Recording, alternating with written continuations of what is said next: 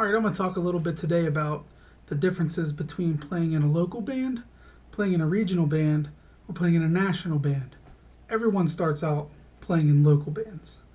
I've never heard of a single person being plucked out of obscurity and thrown on the road with some huge touring band. Some things to know about playing in a local band.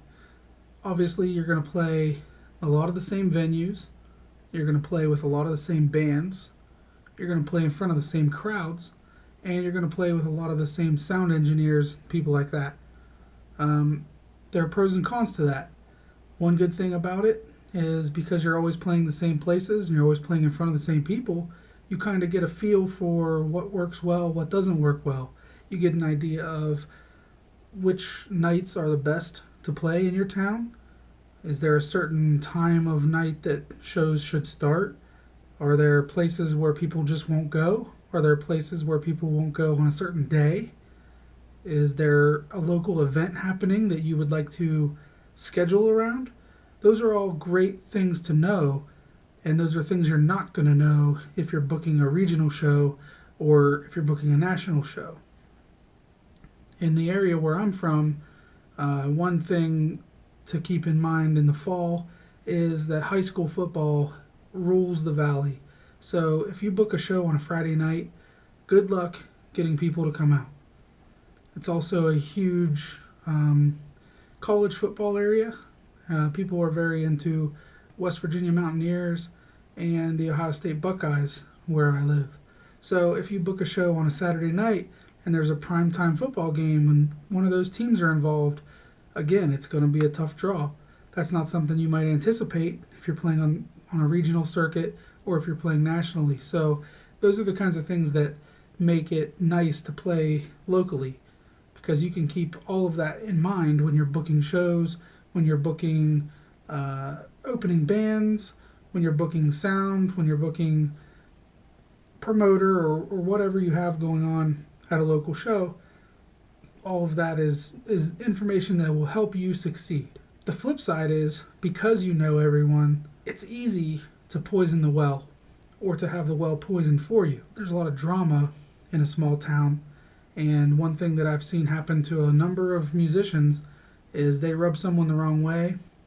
And it doesn't even have to be like an unprofessional situation. It can be something completely outside the realm of music, and maybe it's a personal matter. Maybe they have a friend and they have a falling out, and that friend of theirs knows everyone and spreads bad information about that person, and before you know it, you're kind of blackballed in your area. Or what I've seen even more than that is, a guy and a girl are dating. They go to all the shows together. They know everyone, all that kind of stuff. They have an ugly breakup, and before you know it, everyone's talking, and sometimes it's hard to build your reputation back up after something like that. So, that's the downside of playing locally. Not to mention, you're always going to be playing in front of the same crowds. You're going to have the same pool of sound engineers to hire. You're going to have a limited number of venues, especially if you're in a small area. Obviously, you could be a local band in New York City and play in a different spot every weekend for a year. But where I'm from, there's probably 5 or 10 places that you'd want to book over the course of a year, and some of those places you may or may not want to book ever. So it just depends on how often you want to play and how many times you want to play the same place within a short period of time. The next step is a regional band. The band that I'm in, called Zane Run, it's a modern country band. Started out as a local band playing around the Wheeling, West Virginia area. That band sort of developed into a regional band. And what I mean by a regional band is it's a band that's not on the road. You're not taking a tour bus around. You're not away from your families for weeks on end. You don't have to get homesick. You can still work a normal, everyday job that'll pay your bills and support your family and all that good stuff. And you still get to put together a schedule that has a very touring band kind of look and feel to it. And for people who don't know you personally, they may not realize that you're not touring on the road. Whereas putting together a schedule for a local band, every date on your schedule, on your calendar, is going to be very similar. You're going to have the same town, or at least, if you're from the area, you know that, hey, all these places are within 20 minutes of each other. It doesn't really mean anything, but to the outside observer who doesn't know you and doesn't realize how it's working for you and that you're driving to all the shows, it looks more professional. It looks like you're on a grander scale. The cons are pretty numerous. Because you're on the road and you aren't as familiar with the venues and the crowds and things like that, you don't really have that local band advantage where you know everything that's going on and all that stuff. You don't know if there's a big sporting event going on. You don't know if there's a concert going on, so, a bigger concert than yours. You don't know if maybe there's a festival or something going on right down the road. You have no idea. And obviously with the internet you can do your research and figure things out, but there's always going to be that thing that local people know about that you're not going to find on a website somewhere. We played a show in Columbus, Ohio. The place seemed really cool. We went there thinking, hey, this is going to be awesome. We load in, the place is kind of dead, and we start kind of looking around and nobody's sort of filtering in. And we ask one of the bartenders, we're like, hey, what's going on? Like, what's this place usually like? And they said, well, usually it's great. Usually a Saturday night, it's jumping, it's banging, it's packed in here. And but tonight there's an Ohio State football game, and everyone's going to be at football bars, watching it on a big screen. And so we were like, oh, Jesus. So we played the show to basically an empty room. We got booked there so many months in advance that we couldn't have known that there would be a football game that night. A lot of the football games are afternoon games. So we picked one of the nights that they ended up booking an Ohio State night game, and because of it, there wasn't a soul at our show. We weren't from there, and we didn't know that that's how it would be. Since we're not from there, we don't have a huge draw there, so we were really counting on the promotion of the venue, which is another con. When you're playing in a local band, you're playing at local shows, because you do know everyone and you know all the places that people hang out and things like that, you can book shows where you know the people will be, and you have the ability to contact the people who would want to come to your shows. I could click 50 people right now locally that would come out to a show if I was playing one tomorrow. But playing out of town, I don't have that same network of people who I could count on to come out. And so you basically end up running the risk of, if the venue doesn't promote the show, or if you have some unexpected event happening or anything like that, you have the potential to play to an empty venue, or sparsely populated venue. And that's a bummer. That's a serious bummer when you drive 2 or 3 hours to a show and you play for no one, and you have to load out and you take that long drive back. And believe me, that 3-hour drive after a 4-hour show is so long. I mean, the drive to a show is usually short. It feels short because you're amped up, you're excited, you're going to play the show. You don't know what to expect. You don't know if it's going to be a great crowd. You don't know how the atmosphere is going to be. A lot of times you don't even know what the venue looks like on the inside. On the way back, you're tired. You've been up all day. There's definitely times where I'll work 9 to 6 on a Friday. I'll drive straight to a show, say Morgantown, play, like I said, until 1:30 or 2 in the morning. I'll drive all the way back.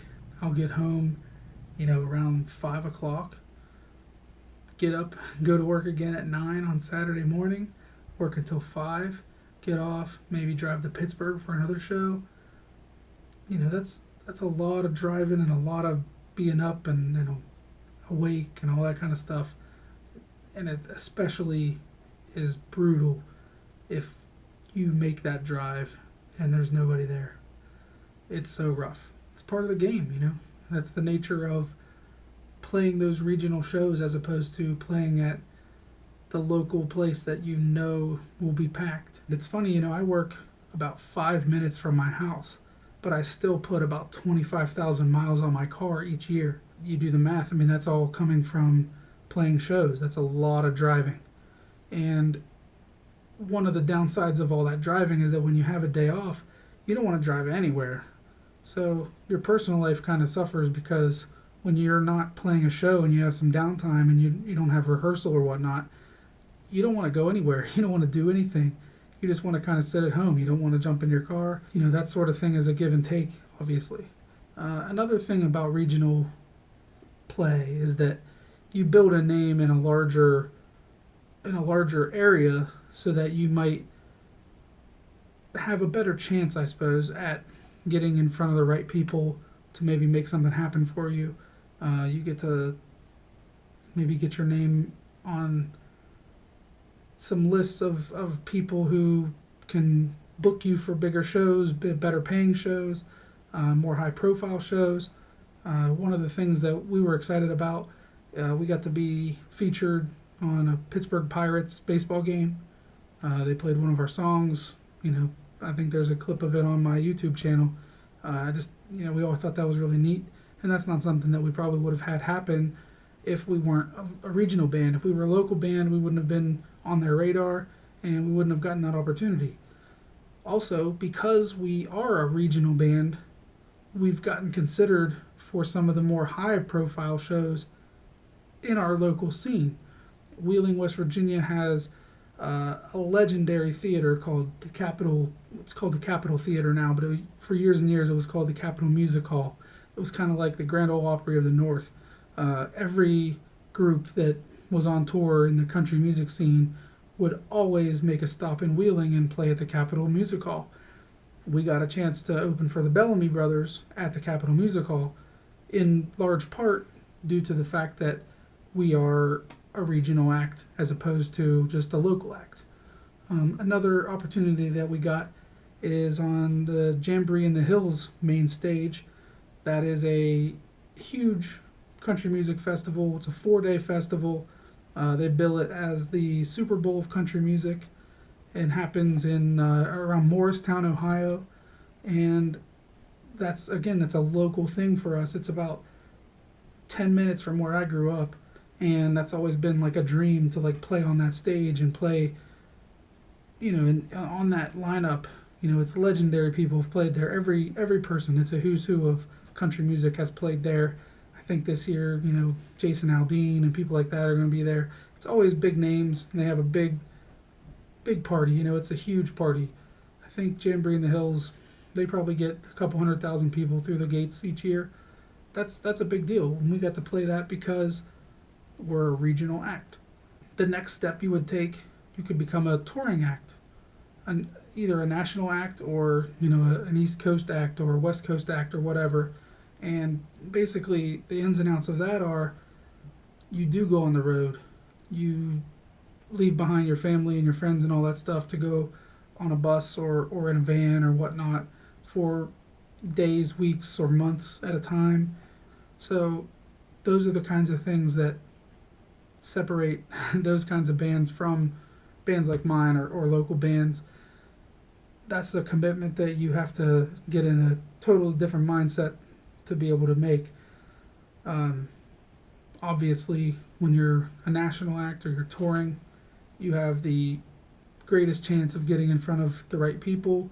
You have the ability to see a different crowd every single night. Obviously we all have been to national act shows. We've all been to those tours.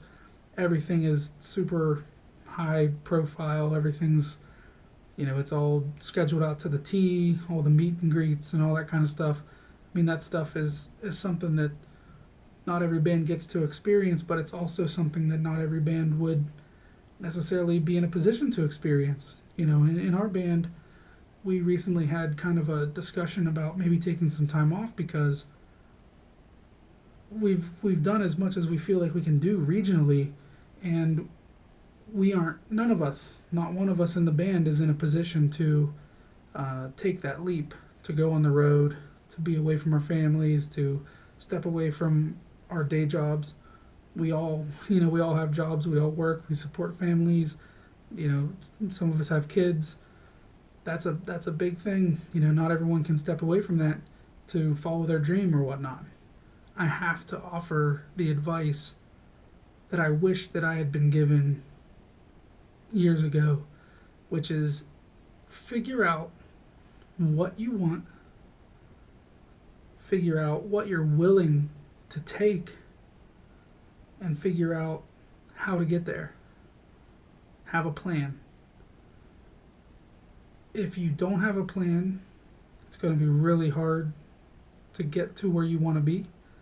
And if you don't make some sort of decision about what kind of band you want to be and what level you want to get to, it makes it really hard to understand whether or not you have made it or not. For some people, making it is playing the same 5 bars on alternating weekends from now until eternity, and there is nothing wrong with that. If that is what you want, and that is what you go for, and that's what you achieve, then you've made it. You've hit your goal.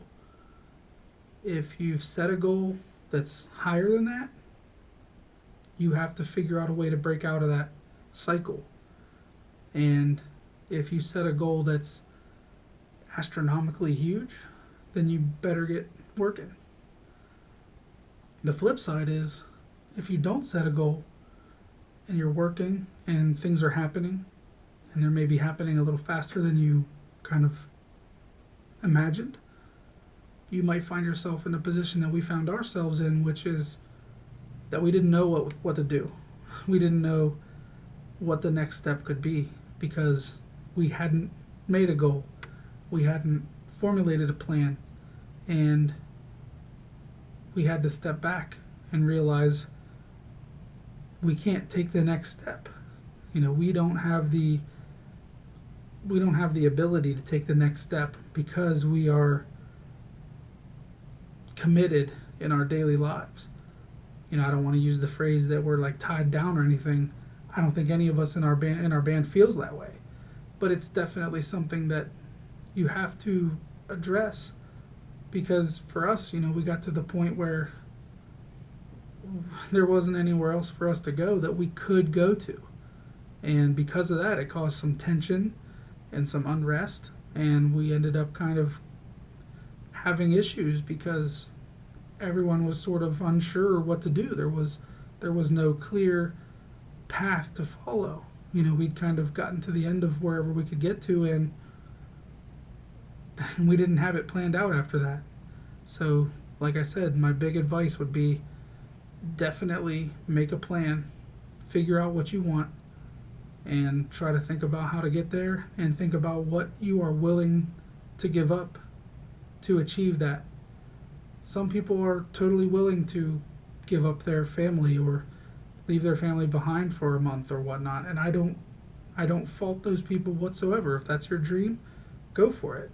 But not everyone is able to do that, and I think it's really important when you have a group of people where maybe 1 or 2 of them doesn't have anything kind of tying them to where they are. It's real important to have that discussion to figure out if you're all on the same page, because the last thing you want is to get into a situation where a couple of you are gung-ho and you're ready to just drop everything and get in a van and go up and down the countryside, and there might be a couple people in your band who aren't on that page. And it's real important to figure that out before you're about to take that plunge, because that can really wreck things. It can wreck your relationship with your bandmates, and it can really set you up for failure. Nothing will end a band quicker than everyone not being on the same page. So I definitely recommend getting on the same page. That's all I got today. Hope it helped you out. Good luck and hang loose.